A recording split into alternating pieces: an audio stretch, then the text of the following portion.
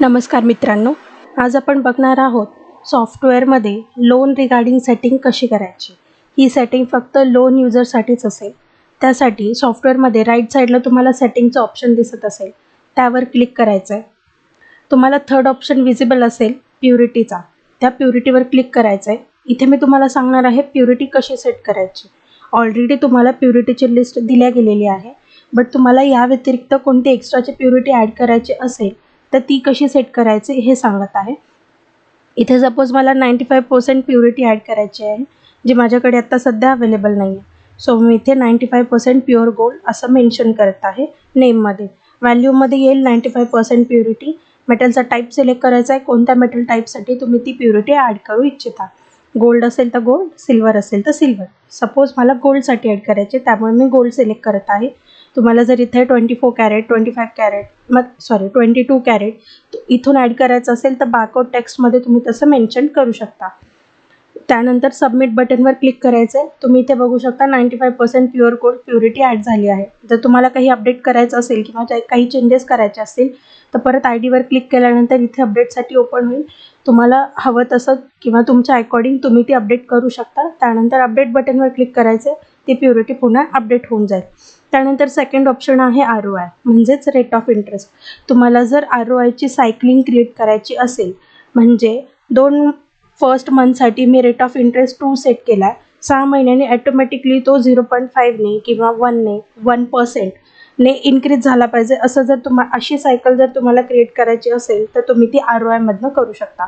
कसं करायचं आहे, रेट ऑफ इंटरेस्ट जर मी देताना कस्टमरला लोन ॲड करताना 2 असेल, तुम्हाला असं हवं आहे की 6 महिन्यानंतर ॲटोमॅटिकली 0.5ने तो इन्क्रीज झाला पाहिजे. त्यामुळे मी इथे 6 मंथ्स टाकलं आहे. Increase bye 0.5%. पर्सेंट लिहायची गरज नाही आहे, ते ॲटोमॅटिकली ॲड होऊन जाईल. 12 मंथ्सने मला तो पुन्हा 0.5ने इन्क्रीज झाला पाहिजे आणि 24 मंथ्स नंतर म्हणजे 24 महिन्यांनी तो परत 1%ने इन्क्रीज झाला पाहिजे. अशी सायकल मी क्रिएट केलेली आहे. रिकरिंग करण्यासाठी हे दोन्ही बॉक्स टिक करणं गरजेचं आहे, ROI आणि रिकरिंग.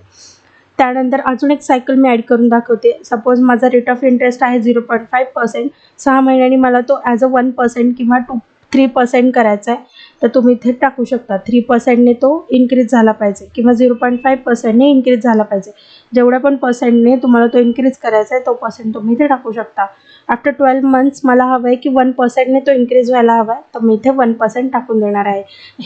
ही सायकल रिकरिंग करण्यासाठी म्हणजे पुन्हा पुन्हा चालू ठेवण्यासाठी हे दोन्ही बॉक्स टिक करणं तुम्हाला गरजेचं आहे.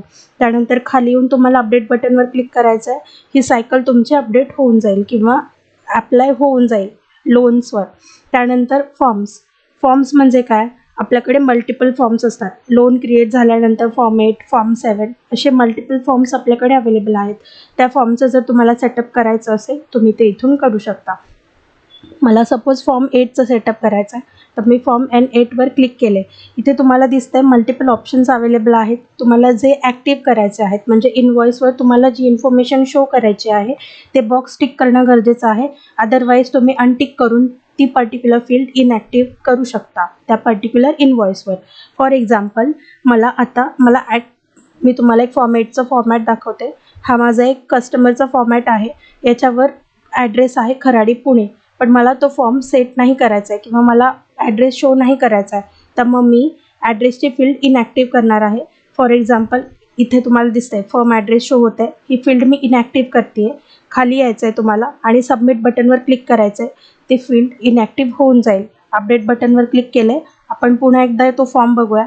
इथे राईट क्लिक करून तो फॉर्म रिलोड करायचा आहे, जेणेकरून आपण जे चेंजेस अप्लाय केले ते अप्लाय व्हावे यासाठी. त्यानंतर तुम्ही इथे बघू शकता ॲड्रेसची फील्ड रिमूव्ह झाली किंवा इनॲक्टिव्ह झालेली आहे. अशा प्रकारे तुमच्या अकॉर्डिंग तुम्हाला हवं तसं सेटअप करू शकता. त्यानंतर आहे लेआउटचा फॉर्म. लेआउट म्हणजे काय, सॉफ्टवेअरमध्ये ओम रिव्ह्यूसाठी लागणारी जी बेसिक सेटिंग आहे तो तुम्ही इथून करू शकता. त्यासाठी इथे बघा तुम्हाला दिसतंय फॉर्म 8चं किंवा फॉर्म 7चं सेटअप तुम्ही कसं करणार आहात. A5 शीटवर, A4 शीटवर असे मल्टिपल ऑप्शन्स इथे अवेलेबल आहेत. तुमच्या अकॉर्डिंग तुम्ही सेट करू शकता. तुम्हाला इंटरेस्ट कसा लावायचा आहे, फुल मंथ इंटरेस्ट अप्लाय करायचा आहे, त्यासाठी ही फील्ड येस असेल तर येस, नो असेल तर नो, तुमच्या अकॉर्डिंग तुम्ही सिलेक्ट करू शकता. जर तुम्हाला इंटरेस्ट फर्स्ट मंथमध्येच आधीच कट करून घ्यायचा असेल किंवा त्यांच्याकडून तो घ्यायचा असेल तर तुम्ही इथे ती फील्ड ॲक्टिव्ह करू शकता किंवा येस करू शकता. फर्स्ट मंथ इंटरेस्ट येस करायचं आहे तुम्हाला. जर तुम्हाला ऑटो कंपाऊंड इंटरेस्ट ॲड करायचा असेल म्हणजे मला ॲटोमॅटिकली तो इंटरेस्ट 12 मंथ्स नंतर म्हणजे सिम्पल इंटरेस्ट ॲटोमॅटिकली 12 मंथ्स नंतर कंपाऊंडमध्ये कन्वर्ट व्हावा अशी जर तुमची इच्छा म्हणजे तुम्हाला जर तसं सेट करायचं असेल तर तुम्ही ऑटो कंपाऊंड इंटरेस्टवर क्लिक करू शकता आणि एक पॉपअप पॅनल येईल त्याच्यावर ओकेवर क्लिक करायचं आहे. ॲटोमॅटिकली तुमचा 12 मंथ्स नंतर सिम्पल इंटरेस्ट कंपाऊंडमध्ये कन्वर्ट होऊन जाईल. त्यानंतर तुम्हाला इंटरेस्टचा ऑप्शन कसा हवा आहे, डिफॉल्ट हवा आहे म्हणजे तुम्ही जो सेट केला त्या अकॉर्डिंग किंवा फुल मंथ्स हवा आहे, हाफ मंथ हवा आहे किंवा वीकली बेसिसवर हवा आहे तुम्ही तो तसा सेटअप करू शकता. त्यानंतर तुम्हाला जर प्रोसेसिंग फी किंवा प्रोसेसिंग अमाऊंट कस्टमर्सकडनं चार्ज करायची असेल तर त्यासाठी आणखीन एक ऑप्शन आहे आपल्याकडे ॲड न्यू लोनच्या इथे विथ प्रोसेसिंग अमाऊंट. म्हणजे लोन ॲड करताना ॲटोमॅटिकली तिथे एक फील्ड येईल प्रोसेसिंग अमाऊंटची. तिथे तुम्ही तुमच्या अकॉर्डिंग जेवढी अमाऊंट तुम्हाला त्यांच्याकडनं रिसिव्ह करायची आहे ती अमाऊंट तिथे फिल करू शकता. त्यानंतर प्रोसेसिंग अमाऊंटचं सेक्शन तुम्हाला प्रत्येक लोन क्रिएट झाल्यानंतर तिथे शो व्हायला हवा आहे की नको हवा आहे त्या अकॉर्डिंग तुम्ही इथे सेटअप करू शकता की डिस्प्ले ऑल लॉगिन्स वगैरे अशा प्रकारे मल्टिपल सेटअप आपल्या इथे अवेलेबल आहेत.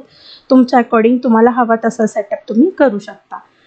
हा व्हिडिओ जर तुम्हाला आवडला असेल तर नक्की लाईक करा आणि बेल आयकॉनवर क्लिक करायला विसरू नका. थँक्यू.